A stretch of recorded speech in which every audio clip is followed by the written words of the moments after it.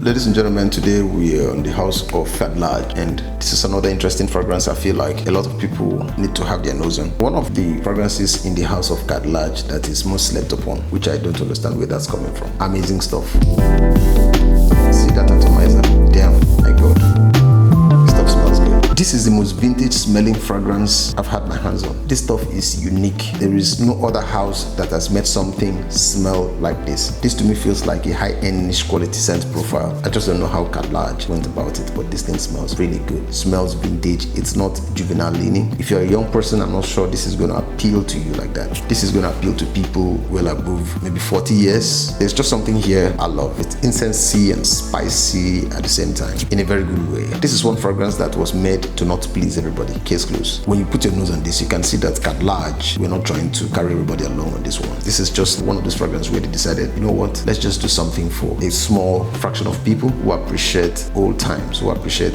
vintage, who appreciate history. This is just history in a bottle. I love it. You're going to smell like that big uncle who visits your niece once in 2 years. There's a smell here I can't really put correctly into words. It smells like something a headmaster will wear. It smells like something a principal will use. It smells like something a physics teacher will use. Funny thing is, it's a linear scent. The price point here, I think it goes for 25 to 30k. That's the range you're mostly going to get it. If you can lay your hands on this, by all means, please do. It's going to give you massive value. I love it. The most vintage smelling perfume I've ever had my nose on. Swear to God, this thing smells vintage. I don't care what you have in your collection. You see, Gaith, it will always just be in my collection. For real, it's one of those fragrances where it may not be so expensive in my collection, but somehow I give it a lot of respect. Trust me, I own well over 400 fragrances and nothing smells like this. It's very unique. I think I'm just cut out for that uniqueness, that flavor that I've not picked anywhere else. I love and respect that. It smells good, and the performance here too is very uncanny. Once you put it on you, it's just going to do the Lord's work. It's an amazing thing. Not in a world where everybody's trying to smell like bubble gum,